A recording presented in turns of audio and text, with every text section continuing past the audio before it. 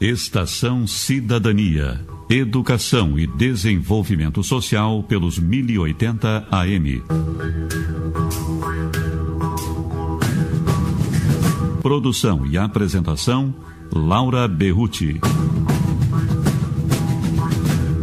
Boa tarde. Começa agora a Estação Cidadania, uma realização do DEDS, Departamento de Educação e Desenvolvimento Social da Pró-Reitoria de Extensão da URGS, que toda quinta-feira, à 13h, está aqui na Rádio da Universidade.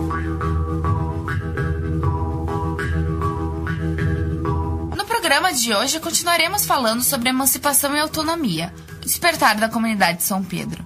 O projeto pertence ao Instituto de Psicologia e visa trabalhar a visibilidade e as potencialidades dos moradores da comunidade de São Pedro, popularmente chamada de Cachorro Sentado. Uma das ações desenvolvidas pelo projeto é a Roda de Mulheres.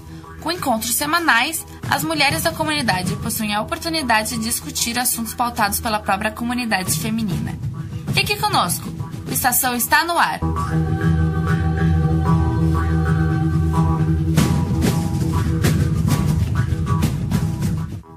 A convidada de hoje é a professora de Serviço Social e coordenadora do projeto, Tatiana Rendel. Boa tarde, professora Tatiana. Muito obrigada pela sua presença. Como é que foi o processo de parceria entre o projeto de extensão Despertar da Comunidade de São Pedro com o programa de extensão e pesquisa em saúde urbana, ambiente e desigualdades? Esse processo ele se deu desde 2014, né? O programa Saúde Urbana ele já é um programa instituído dentro da URGS, ele desenvolve e tem vários projetos envolvidos com esse programa, que também tem uma ênfase, né, considerando os condicionantes, os determinantes sociais da saúde, e dentre eles o território é uma questão fundamental. Então, nós começamos um namoro, assim, né, pelas ações do projeto que pautam a discussão do território e também de saúde urbana. Quando a gente conheceu esse projeto, eu tenho uma colega que também é professora do curso de Serviço Social, que desenvolve um projeto da Intersossego vinculado a esse programa. As ações do projeto Despertar são muito semelhantes também às ações do projeto Intersossego, e nós começamos então a tecer uma aproximação, né? E perceber assim que as intenções do programa Saúde Urbana elas vinham ao encontro total assim das ações do projeto Despertar. Então, a partir de 2014, nós unimos forças, né, e nos filiamos e entramos juntos também num edital da ProRest, né? Somos mais um projeto dentre os outros projetos que compõem o Saúde Urbana e estamos, enfim, dentro dos processos de estudo e de ações complementando, né, essa direção já solidificada pelo programa Saúde Urbana, trabalhando e trocando, né, na mesma direção, assim, de ações, de pesquisa, de estudos, né, nos fortalecendo, né. Eu acho que isso é uma estratégia muito importante da universidade, que a gente consiga se identificar enquanto projetos e programas e que a gente possa estar interligando as ações, né, para que a gente não se sobreponha e para que a gente qualifique o nosso processo, né? Então, nós temos formação dos nossos estudantes, onde nós juntamos os bolsistas, que são os bolsistas de todos os projetos. Então, nós fazemos estudo, trocas, né? E é um momento de aprendizagem único para os alunos, porque se juntam 20, 30 alunos, né? De várias áreas de conhecimento, problematizando uma intervenção dentro de uma comunidade, né?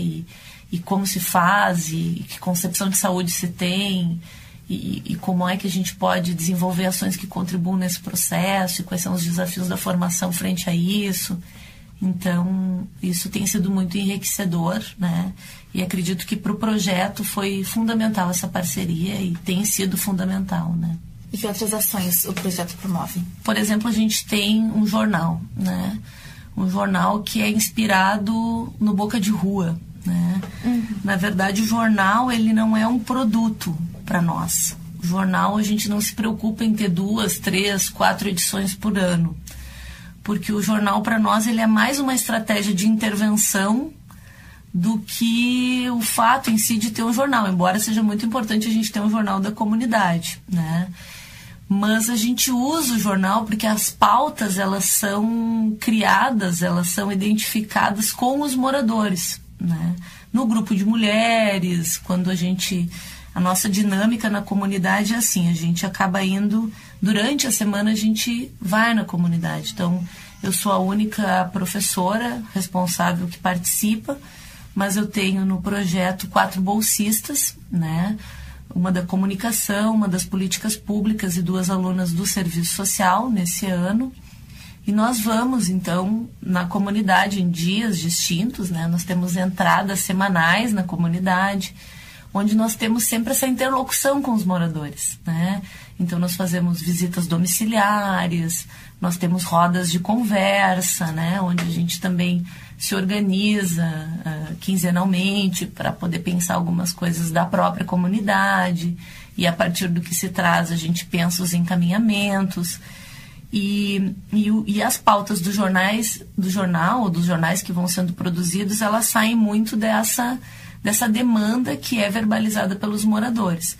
Só que a produção das matérias é a nossa grande questão, porque ao invés de nós tomarmos para nós a produção das matérias, o nosso desafio é que a gente envolva os moradores na produção das matérias. Por exemplo, nós estamos com um problema em relação à educação, estão cobrando a educação que deveria ser gratuita, a gente não sabe como que encaminha isso. Então a gente elege essa pauta, se para eles isso é importante ser discutido como matéria do jornal, mas a gente pega uma representação da comunidade para discutir com ele qual seria o caminho, então, para a gente saber o que é certo sobre educação. Ir na Secretaria de Educação. Sabe onde é a Secretaria de Educação? Não. Então, nós vamos contigo lá. E aí a gente agenda uma reunião. E a gente vai junto com o morador na Secretaria de Educação. E fica junto com o morador, mediando essa conversa na Secretaria de Educação. E depois a gente volta e discute com ele sobre isso. E depois a gente vai lá na escola com ele e discute na escola e com ele sobre isso. E depois a gente volta e tenta formular a matéria. Então, a matéria vai sair, mas o principal para nós não é só o produto da matéria que saiu.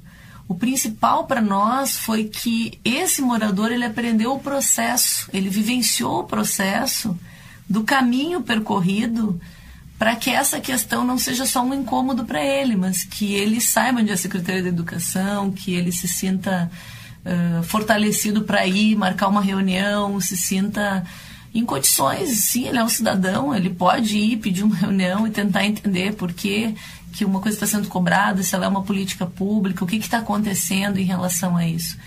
Então, esse fortalecimento dos sujeitos, né, na elaboração das matérias, que é o processo que a gente estrategicamente tenta usar e que, para nós, é a nossa forma de intervenção, né, em relação ao saneamento, em relação à saúde. A gente tenta, ao construir as matérias, desenvolver um processo interventivo junto com os moradores. Porque o que nos importa é a autonomia deles frente aos processos, e não só ter acesso a essa informação, mas que ao ter a informação, que isso já tenha sido vivido por ele, tenha sido assimilado por ele. Então, ele não só fala algo que ele ouviu, mas ele percorreu esse caminho. Então, se nós não estivermos lá no mês que vem ou daqui a 2 meses, e isso for recorrente, ele pode fazer ou não, isso vai ser uma decisão dele, mas ele já viveu isso conosco. Né? Então, a nossa ideia é investir nesse processo, né? E o Boca de Rua ajuda vocês nesse projeto, né? Vocês têm encontros semanais? Na verdade, a gente teve um apoio no sentido de poder participar das reuniões do Boca de Rua. O Boca de Rua se reúne semanalmente para fazer a pauta do jornal. Então, quando nós fomos elaborar a primeira edição do jornal, nós queríamos fazer algo diferente, que fosse pensando no protagonismo dos envolvidos e não no protagonismo de uma equipe editorial, por exemplo. E aí nós não sabíamos muito onde nós buscaríamos essa fonte de inspiração metodológica. E aí nós fomos no Boca de Rua para entender como é a organização do Boca de Rua, e a partir da metodologia do Boca de Rua a gente tenta, né, e nem sempre a gente consegue, isso é um sonho de consumo, sempre, a cada edição, né? Nem sempre a gente consegue como a gente idealiza. A gente tenta desenvolver esse processo inspirado no Boca de Rua, né? Essa é a aproximação que a gente tem. E como funciona o projeto de mapeamento dos serviços? Existe uma proposta de mapeamento da rede, né? Da rede de serviços que atende a comunidade, né? Então, a gente tenta fazer o levantamento de todos os serviços da rede de saúde, da rede de assistência social, que prestam atendimento a essa comunidade, que forma a rede socioassistencial e de saúde. E, a partir disso, a gente tenta participar também desses espaços, né? Onde essa rede se encontra, enfim, que é um pouco também do que eu comentava antes, para mediar as necessidades dessa comunidade e ser uma espécie de porta-voz, né, nessas reuniões mais técnicas, enfim, como se fosse uma representação, né, como são reuniões muitas vezes que não são de moradores, não são né, dos usuários do serviço, são reuniões mais técnicas, a gente consegue ter um assento enquanto projeto de extensão e tenta, né, foi um processo de mapeamento no sentido de mapear os serviços, né, todos que fazem esse atendimento, essa rede de atendimento, e a partir disso a gente tenta tecer essa rede, né, tenta fazer esse movimento de ir no encontro, de marcar reuniões, né, hoje a gente consegue, por exemplo, com o CRAS, a gente tem uma interlocução muito bacana, assim, que é o Centro de Referência, né, de Atendimento à Assistência Social. Então, a gente tem ações junto com o CRAS, né, dentro da comunidade.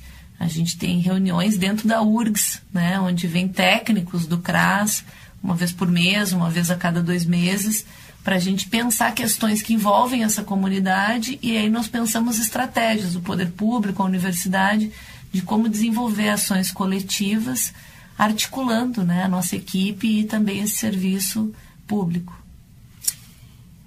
E nesses 3 anos de projetos, quais são as maiores conquistas da comunidade de São Pedro?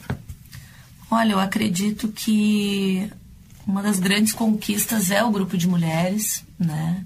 É esse grupo existir e essas atividades terem uma continuidade, né? São 3 anos, assim, que esse espaço é garantido para as moradoras da comunidade, então acho que isso é uma grande conquista, né? Embora sejam trabalhadoras, mães, que o sábado também é um dia de cuidar dos filhos, de lavar roupa, de fazer suas coisas, né? Muitas ainda fazem trabalhos pontuais, né? Extra trabalhos, assim, extra trabalho formal no sábado.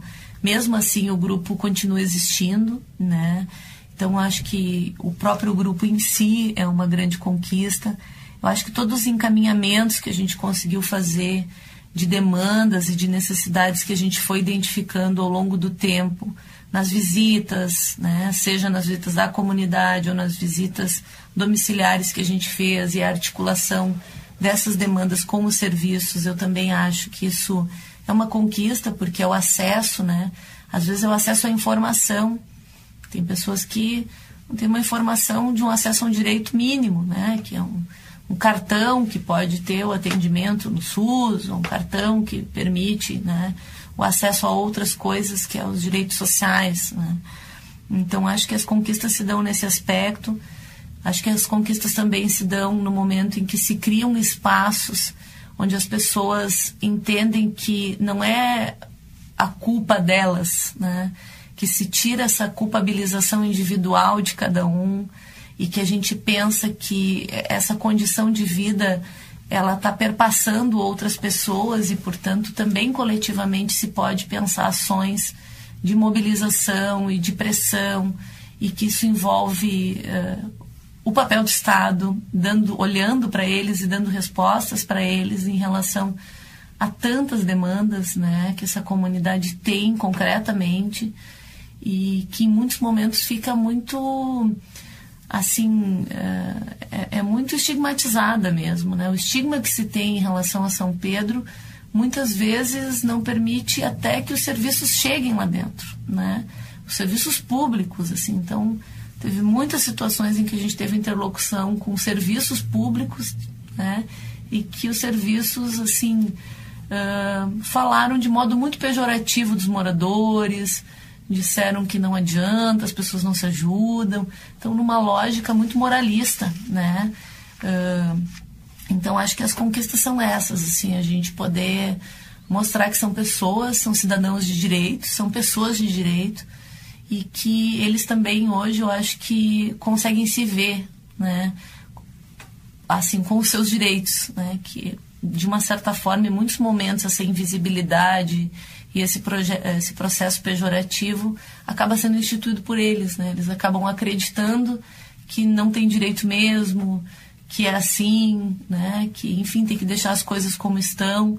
E eu acho que a possibilidade de ter projeto de extensão dentro dessa comunidade contribui para um processo de tomada de consciência que não, né? Que está assim, mas não precisaria estar assim.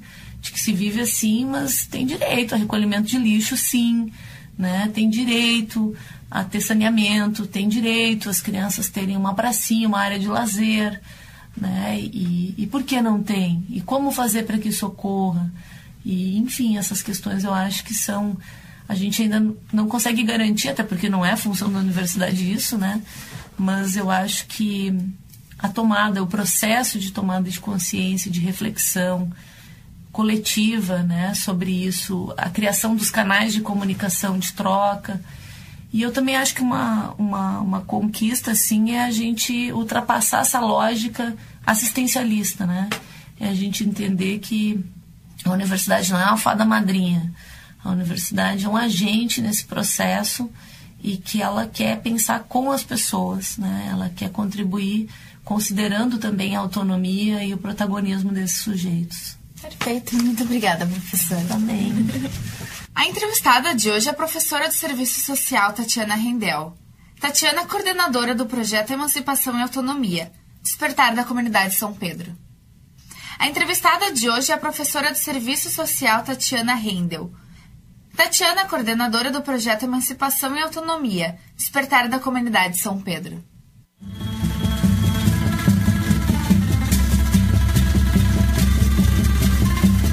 Neste espaço, nós iremos divulgar depoimentos sobre o assunto em pauta no programa. A pergunta de hoje é: como você avalia a criação de jornais comunitários para ajudar a autonomia das comunidades? Juliano Marchand, estudante de jornalismo.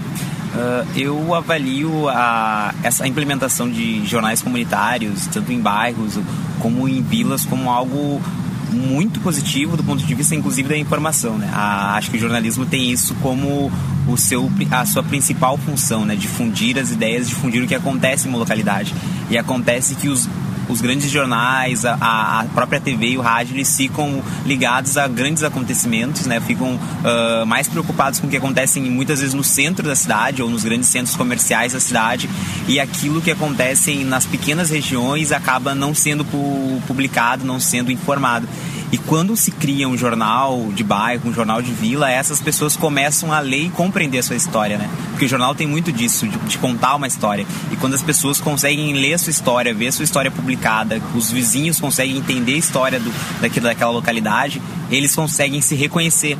Eu acho que esse é a maior função dos jornais comunitários, né? Porque começa a dar uma importância que essas comunidades normalmente não têm. Normalmente não tem tanto do ponto de vista dos jornais, que não cobrem os acontecimentos ali porque não são de grande relevância, quanto do ponto de vista, inclusive, das próprias vidas dessas pessoas, né? Que não tem muito tempo de estar em casa, de acompanhar o cotidiano da sua rua, da sua localidade, mas quando chegam em casa, quando abrem um jornal comunitário, elas conseguem ler ali as histórias que acontecem naquele tempo que elas estão ou no serviço ou no trabalho. Isso acho que é fundamental para as pessoas saberem que o lugar onde elas moram existe, tem história, tem vida. E acho que é brilhante, assim, é encantador, eu diria. Acho que rememora, inclusive, os princípios de jornalismo, de contar histórias, de aproximar as pessoas e, a partir disso, fazer uma interação a partir da comunicação. Eu sou Letícia Duarte, jornalista da Zero Hora. Eu acredito que os jornais comunitários têm um papel muito importante no desenvolvimento, na autonomia, na busca por autonomia das comunidades, porque nada melhor do que quem está inserido na comunidade, quem conhece os problemas da comunidade, para dar voz a essa comunidade. É muito mais legítimo, as pessoas têm muito mais propriedade para estar tratando desses temas e para dar voz, visibilidade, chamar atenção, porque muitas vezes a grande mídia não consegue fazer isso, ou não está tão atenta, ou pelo menos a partir de uma notícia divulgada pelo jornal comunitário, que pode também depois ir atrás. Mas eu acho que partindo da própria comunidade isso ganha muito mais força, mais legitimidade, assim, mostrar aos seus olhos o que é mais importante, o que merece prioridade, quais são as reivindicações, e não deixar que as coisas passem em branco. Flávio Porcelo, jornalista.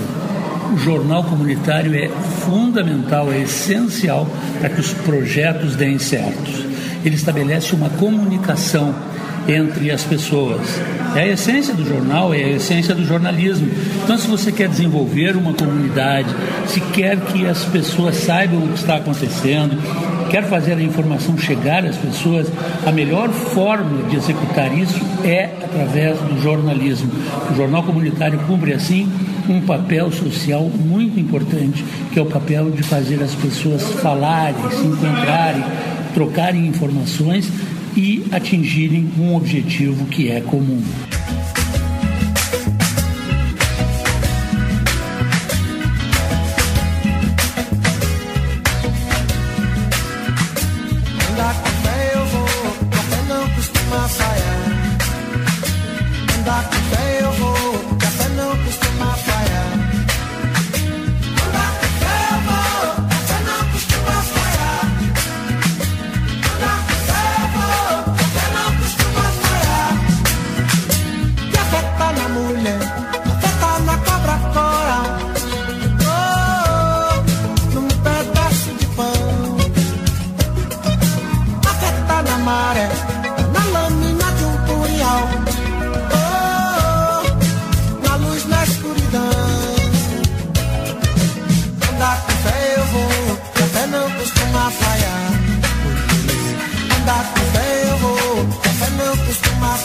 No próximo programa iremos falar sobre o projeto de extensão Justiça com as Próprias Mãos.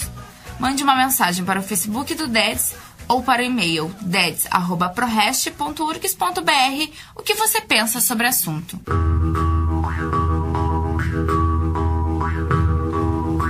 Estação Cidadania é uma realização do Departamento de Educação e Desenvolvimento Social da Pró-Reitoria de Extensão da URGS.